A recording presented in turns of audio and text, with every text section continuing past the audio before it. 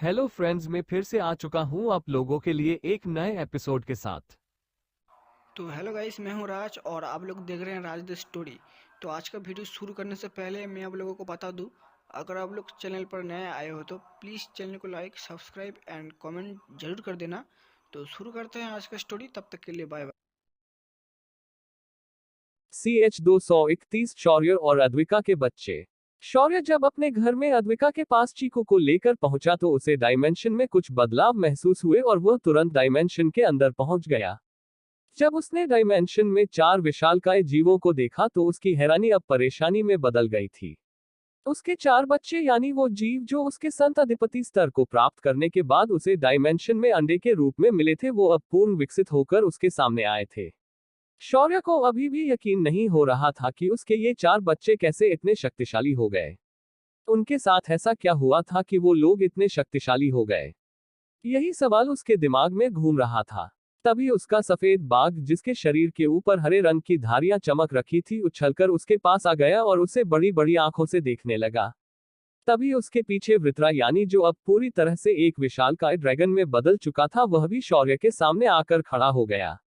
उसके बाद अकूपा यानी कछुआ, जिसकी पूंछ एक सांप थी, वह भी धीरे धीरे नीचे उतर गया और जमीन से कुछ दूरी पर हवा में तैरने लगा। इसका कारण ये था कि उसके पूंछ में बना सांप काफी लंबा हो चुका था और उसके पेट से लिपट चुका था। वहीं उसका अग्नि गरुड़ यानी फीनिक्स भी आसमान से चक्कर लगाकर आग की बड़ी बड़ी लपटें छोड़कर नीचे उतर गया। शौर्य को याद था कि उसने अभी तक उनके कोई नाम नहीं रखे थे, लेकिन तभी उसे उनकी आवाजें एक एक करके सुनाई देने लगी। अग्नि गरुड़ इतराते हुए उसके सामने आए और अपनी जगह पर घूमते हुए अपने नीले और लाल रंग के पंखों को फड़कते हुए बोली, पिताश्री, तो मैं कैसी लग रही हूँ? हूं ना मैं ही लड़कों से ज्यादा खूबसूरत? शौर्य उसकी बात सुनकर उसे कुछ कहना चाहता था, पर तभी उसका बाघ आगे आते हुए फीनिक्स को अपने पंजे से दूर धकेलते हुए बोला, लड़कियों को यही पड़ी होती है कि वो कितनी सुंदर है, पर हम उसकी परवाह बिल्कुल नहीं करते क्योंकि हम लड़के ताकत पर विश्वास करते हैं। इतना कहकर उसने अपनी पूरी ताकत को अपने शरीर से उत्सर्जित कर दिया। अग्नि गरुड़ ने अपनी चोंच एक बार राइट और फिर लेफ्ट घुमाई और बोली, हाँ हाँ पता है, हम लड़कियां हैं तो हमें ताकत से क्या लेना देना, पर फिर भी मैं कहूंगी कि हम भी ताकत में तुमसे कम नहीं है। इतना कहकर अग्नि गरुड़ ने भी अपनी ताकत को उत्सर्जित कर दिया। इन दोनों की ये हरकतें देखते हुए अकूप यानी कछुआ आगे आया और दोहरी आवाज में बोला, प्रणाम पिताश्री, हमने आपके कहे अनुसार अपने आप को विकसित कर लिया है और हम अब इस आयाम के सर्वोच्च स्तर पर पहुंच गए हैं। हमें लगता है कि आप अब हमें अपनाएंगे। शौर्य ये सुनकर अचानक बहुत बुरा लगा, क्योंकि उसकी मां ने भी उसे ठुकरा दिया था और ये जीव उसे अपना पिता कह रहे थे और उसे अपनाने के लिए कह रहे थे। तभी वृत्रा यानी ड्रैगन, जो अब पूर्ण विकसित हो चुका था, वह भी बोल पड़ा, पिताश्री, इस बार हम सभी ने आपको स्वामी ना कहने का फैसला किया है, क्योंकि जब हमारी शक्तियां बढ़ने लगी तब हमें एहसास होने लगा कि हमारा आपके साथ रिश्ता एक बच्चे और पिता की तरह है, ना कि स्वामी और दास की तरह। अब शौर्य की आंखों में आंसू तैर गए। उसे अच्छे से मालूम था कि एक बच्चे को पिता द्वारा ठुकराने पर कैसे महसूस होता है। उसने आगे बढ़कर अपने दोनों हाथ फैलाए और उन सभी को एक एक करके कसके गले लगाया और अपनी बहती नाक को सुर करके खींचकर रोते हुए बोला, मेरे बच्चों, मैं तुम्हें कभी नहीं ठुकराऊंगा। मुझे माफ कर दो, क्योंकि उस समय मुझे एक पिता होने का एहसास नहीं हुआ था। तभी सिस्टम ने ताना मारा, लो तो तुम्हें आज पता चला कि तुम इनके पिता हो। मैंने तुम्हें पहले भी बताया था कि तुम उनके पिता हो। ये अंडों से निकले जीव जन्म के वक्त जिसे सबसे पहले देखते हैं वो उनकी मां होती है, पर यहाँ तुम थे तो तुम अब उनके पिता बन गए। अब क्यों आंसू बहा रहे हो? पहले तो बड़े सख्ती से उन्हें जाने के लिए बोल रहे थे। शौर्य की माथे में सिस्टम की आवाज सुनकर दर्द होने लगा। तभी माया और बाकी की लड़कियां वहां आ गई। उन्होंने ने भी इन जीवों को देखा तो उनकी आंखें बड़ी बड़ी हो गई। शौर्य ने फिर अपने बच्चों को देखा और अपना सिर खुजाते हुए बोला, बच्चों, पिछली बार तुम लोग बिना नाम प्राप्त किए ही निकल गए, पर इस बार तू चारों के लिए मैं अच्छे नाम सोच कर दूंगा। पर उससे पहले क्या तुम अपना आकार बदल सकते हो? ये सुनकर सभी ने एक दूसरे को देखा और तुरंत हामे गर्दन हिलाए और उनकी तत्व ऊर्जा शरीर से बाहर निकलने लगी और अगले ही पल शौर्य के सामने 4-5 साल की उम्र के बच्चे प्रकट हो गए। यहाँ सिर्फ अकूपा यानी कछुआ था जो थोड़ा अजीब लग रहा था। उसके पीठ पर एक कुबड़ था, पर उसका चेहरा भी बहुत सुंदर था। और उसकी कमर पर उसकी पूंछ जो एक सांप थी लिपट कर शौर्य को घूर रही थी। बाकी बच्चे भी काफी सुंदर दिख रहे थे, पर अग्नि गरुड़ गुस्से से शौर्य को देख रही थी। शौर्य ने तुरंत उसकी भावना समझी और अपने शरीर का जादुई कपड़ा उसके शरीर पर चढ़ा दिया और अगले ही पल एक लाल रंग की फ्रॉक उसके शरीर पर आ गई। अग्नि गरुड़ के चेहरे पर एक स्माइल आई, पर बाकी लड़के अब नाराज हो गए। शौर्य ने उन्हें देखा और फिर अपनी रिंग से और 3 जादुई कपड़ों के बॉल निकाले और उनको दे दिए। बाकी तीनों ने भी अपने तत्व के अनुसार अपने अपने रंग के कपड़े चुनकर पहन लिए। अब शौर्य के सामने 4 गोल मटोल बच्चे थे जिनके चरण पर एक स्माइल थी। शौर्य भी अब अपने घुटनों पर बैठ गया और चारों को अपने बाहों में लेकर गले लगा लिया। फिर शौर्य ने अपनी रिंग से एक बोतल कॉस्मिक लिक्विड बाहर निकाली और बोला, बच्चों, तुम्हारी घर वापसी पर आज पापा तुम्हें ये लिक्विड देने वाले हैं, पर उससे पहले मैं तुम्हें किसी से मिलवाना चाहूंगा, तो क्या तुम तैयार हो? ये सुनकर अग्नि गरुड़ तपाक से बोल पड़ी, आप ऐसे बोल रहे हो जैसे आप हमें हमारी माँ से मिलाने वाले हो। उसकी बात सुनकर शौर्य ने बनाया सारा सस्पेंस फुट गया। उसने अपना सिर खुजाते हुए कहा, हाँ, तुमने सही कहा, मैं तुम्हें तुम्हारी माँ से ही मिलाने की बात कर रहा था। अब इसने सारा सरप्राइज खराब कर दिया है। चलो फिर अब ज्यादा वेट नहीं करते, मैं उसे तुरंत लेकर आता हूँ। तब तक तुम महल में जाकर माया के साथ थोड़ा कुछ खा लेना, यहाँ तुम्हारी ढेर सारी बुआ है, तुम उनसे भी मदद मांग सकते हो। इतना कहकर शौर्य ने फिर वहां मौजूद सभी से बच्चों का परिचय करवा दिया। चारों बच्चे फिर माया और बाकी लड़कियों के साथ महल में चले गए। वहीं शौर्य डायमेंशन से बाहर अपने कमरे में वापस आ गया तो उसने देखा कि चीकू अद्विका की गोद में बैठकर खेल रहा था। अद्विका उसे बड़े प्यार से पकड़कर उसे गाना गाकर सुना रही थी। शौर्य के आते ही उन दोनों का ध्यान शौर्य पर गया। शौर्य को देखते ही चीकू उछलकर उसकी गोद में आ गया और बोला, चाचू, चाची को कब बेबी होगा? मैं घर में सबसे छोटा हूँ और घर के बाकी लोग कहते हैं कि इशिका चाची या अद्विका चाची का बेबी मुझसे छोटा होगा और फिर मैं ही बड़ा बन जाऊंगा। इसलिए मैं जानना चाहता हूँ कि चाची को बेबी कब मिलेगा। ये सुनकर शौर्य और अद्विका का चेहरा लाल हो गया। फिर शौर्य ने अपने रिंग से एक गोली निकाली जो स्वाद में बेहद मीठी थी और खून को धीरे धीरे शुद्ध करती थी। इसे अभिमान ने बनाया था। शौर्य ने उसे चीकू को दिया और बोला, चिंता मत करो, तुम्हारी चाची को एक नहीं 4 बेबी मिलने वाले हैं।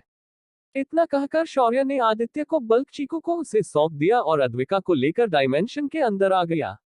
अद्विका के अंदर आते ही कनक दौड़कर आए और अद्विका के कंधे पर जा बैठी और उसके कान में बोली, स्वामी के 4 बच्चे अभी अभी अपनी ट्रेनिंग से वापस आए हैं। पहले तो मुझे भी यकीन नहीं हुआ, पर मैंने अभी अभी देखा कि वो लोग स्वामी को पापा कह रहे थे। इतना कहकर कनक तेजी से जैसे आई थी वैसे गायब हो गई, पर अद्विका की आंखें लाल हो चुकी थी। अद्विका ने घूमकर शौर्य को देखा और बोली, वो बच्चे किसके हैं शौर्य? उनकी माँ कौन है? ये सुनकर शौर्य को तुरंत समझ आ गया कि इस चालक लोमड़ी ने आग लगा दी है। शौर्य ने अपने हाथों से अद्विका का कंधा पकड़ा और बोला, इससे पहले कि तुम्हारा गुस्सा फूट जाए मेरी बात ध्यान से सुनो। वो चारों मेरे बच्चे हैं भी और नहीं भी, ये थोड़ा कॉम्प्लिकेटेड है, पर उनकी माँ तो तुम ही रहोगी। शौर्य की ये गोलमटोल बातें अद्विका के दिमाग में नहीं बैठी। तभी शौर्य आगे बोला, वो चारों बच्चे इस आयाम में जन्मे हैं और जब ये आयाम मेरी साधना बढ़ने के बाद विकसित हो गया तो उनका जन्म हो गया था। पहले तो मैं उन्हें मेरे कॉन्ट्रैक्टेड जीव मान रहा था, पर वो उनसे बढ़कर है। अद्विका को अभी भी कुछ समझ नहीं आ रहा था, तो शौर्य ने उसे समझाने की बजाय उसे सीधा उन बच्चों के पास टेलीपोर्ट कर दिया। चारों बच्चे टेबल पर बैठकर खाना खाने का तरीका माया से सीख रहे थे और इंसानों की आदतों को समझने की कोशिश कर रहे थे। जब उन्होंने शौर्य और अद्विका को अपने सामने देखा, चारों की आंखें चमक गई और दौड़कर उनके पास आ गए। फिर उन्होंने अद्विका को घूर कर देखा, तभी अग्नि गरुड़ बोली, पापा, क्या माँ गुस्से में है? मुझे ऐसा क्यों लग रहा है कि इन्हें आप पर ही ये गुस्सा आया है और उसकी वजह शायद हम लोग हैं। ये सुनकर शौर्य को एहसास हुआ कि उसकी ये बेटी सिर्फ सरप्राइज खराब नहीं करती, बल्कि वो एक मुनहफिट लड़की है जो सामने वाले के भावों को देखकर उसके मुंह पर ही उसकी उतार देती है। अद्विका अब चारों बच्चों को ध्यान से देख रही थी और उसे शौर्य की आभा उन बच्चों के शरीर में महसूस हो रही थी। अब अद्विका का दिमाग घूमना शुरू हो चुका था। अद्विका की मुठ्ठियां भींच गई और वह जैसे ही फूटने वाली थी, वृत्रा जो एक ड्रैगन था शांति से आगे बढ़ा और अद्विका का हाथ पकड़ते हुए बोला, क्या आप हमारी माँ है? जब हम अंडे से बाहर निकले तो हमें सिर्फ पापा ही दिखाई दिए थे। ये सुनकर अचानक अद्विका बोली, क्या तुम लोग अंडे से जन्मे थे? ये सुनकर चारों बच्चों ने अपना सिर हाँ में हिलाया। तभी बाघ आगे आया और बोला, माँ लगता है आप सोच रही होगी कि हम इंसान हैं, पर ऐसा नहीं है। दरअसल हम दिव्य जीव है। ये सुनकर अद्विका का गुस्सा कुकर की सीटी की तरह दिमाग से बाहर निकल गया और वह अब शौर्य को गुस्से और खुशी से देखने लगी थी। शौर्य ने अद्विका को देखकर स्माइल दी और बोला, अद्विका इसीलिए मैं तुम्हें ये कह रहा था कि इनकी माँ तो तुम ही होगी, और हाँ, हमें इनका नामकरण भी करना है। इन्हें ट्रेनिंग के लिए भेजने से पहले मैंने उनके नाम नहीं रखे थे। ये सुनकर अद्विका की भौहें चढ़ गई। फिर उसने शौर्य को जोर से घुसा मारा और बोली, तुम इतने बेवकूफ होगे, मुझे पता नहीं था। इतना कहकर अद्विका ने शौर्य को धक्का दिया और बच्चों के सामने गई और अपने हाथ फैलाकर घुटनों पर बैठ गई और बोली, बच्चों आओ, इधर आओ, अपनी माँ से नहीं मिलोगे। उसके इतना कहते ही चारों बच्चे अद्विका से दौड़कर गले लग गए। चारों बच्चे बेहद खुश थे।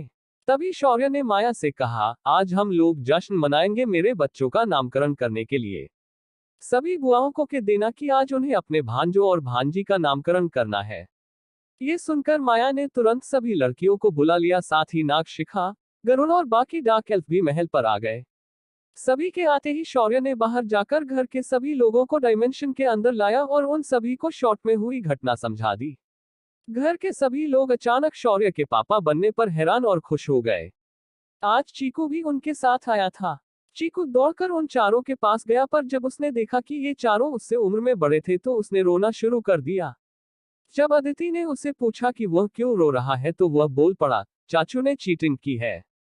उन्होंने बोला था कि उनके बेबी मुझसे छोटे होंगे, पर ये लोग तो मुझसे बड़े हैं और मैं फिर एक बार छोटा रह गया। ये चीटिंग है। ये सुनकर सभी लोग उस पर हंसने लगे। तभी सारी बुआ, जिसमें प्रिया, जिया, वैशाली और बाकी की सारी लड़कियां शामिल थी, आज नामकरण करने के लिए पहुंच गई थी। उन्होंने 4 झूले सजाए, पर वो झुके बच्चों से ज्यादा छोटे थे तो उन सभी को झूलों के बगल में कुर्सियों पर बिठाया गया। वैशाली, जो इन सभी में बड़ी थी, वो आगे आए और चारों बच्चों के कानों में झुककर उनका नाम लेकर कुर्र की आवाज करके चली गई। इसी दौरान बक लड़कियों ने उसकी पीठ थपथपाई। उसके बाद जिया आए और फिर प्रिया, फिर बाकी की लड़कियां आई। इन सभी ने बारी बारी से अलग अलग नाम लिए और रस्म को पूरा किया। आखिर में अद्विका ने अपने 4 तय किए हुए नाम उनके कानों में बोल दिए और नामकरण का फंक्शन पार हो गया। बच्चों का नाम उनके तत्वों के आधार पर रखा गया था। शौर्य की बेटी का नाम अग्निशिखा रखा गया तो वहीं कछुए का नाम कवन रखा गया। हरे ड्रैगन का नाम धरेंद्र रखा गया तो बाघ का नाम ध्वनिल रखा गया। चारों नाम उनके तत्व ऊर्जा का प्रतिनिधित्व कर रहे थे। तभी जामवाल दादाजी और बाकी के सारे लड़के एक कोने में गए और फिर विराज ने चोरी से एक बड़ी दारू की बोतल बाहर निकालकर उन्हें दिखाए और फिर सारे लड़के खुश हो गए और महल के बाहर चले गए। सारे दारू के शौकीन थे तो महफिल तो रंगनी तय थी। इधर जब शौर्य को ये लोग दिखाई देना बंद हो गए तो वह भी उनके पीछे चला गया। जब शौर्य उनके पास पहुंचा तो कई सारी बोतलें अब तक खाली हो चुकी थी और सारे लड़के और दादाजी टून हो चुके थे। उनकी ऐसी हालत देखकर शौर्य को अचानक पसीना आने लगा। शौर्य को वो बैचलर पार्टी वाली रात याद आई जिस दिन सभी लड़के टून हो गए थे और आज तो जामवाल दादाजी भी जन्नत की सैर कर रहे थे। तभी शौर्य ने देखा कि झाड़ियों में से आदित्य 4 भुने हुए खरगोश लेकर बाहर आ गया था। शौर्य की आंखें बड़ी बड़ी हो गई। तभी जामवाल दादाजी तेजी से आगे आए और उन्होंने एक भुने हुए खरगोश को लिया और एक झटके से उसका मांस खा लिया। फिर उन्होंने सभी को देखते हुए कहा, बहुत दिन हो गए नॉन वेज खाए हुए। मेरी बहू मुझे हर दिन घास फूस खिलाती है और शौर्य की वजह से मैं नॉन वेज नहीं खा सकता, लेकिन आज इस दारू के साथ इस भुने हुए खरगोश को खाने का मजा ही कुछ और है। शौर्य को अपनी कानों पर यकीन नहीं हो रहा था। जामवाल दादाजी उसकी वजह से मांसाहार नहीं कर सकते थे। तभी आदित्य, विराज, कबीर, अभिमान, वरुण और अरुण, जो सिर्फ जूस पी रहे थे, सब के सब भुने हुए मांस को बड़े चाव के साथ खाने लगे। शौर्य को उनके ऊपर गुस्सा तो बहुत आ रहा था, पर उसने खुद के गुस्से को शांत किया और वापस महल के अंदर चला गया, पर उसके चेहरे पर एक शातिर मुस्कान थी। क्या करने वाला है शौर्य इन सभी के साथ? कैसे बीतेगा शौर्य का समय अपने 4 बच्चों के साथ? क्या ये बच्चे शौर्य को उसके आने वाले युद्ध में कोई मदद कर पाएंगे?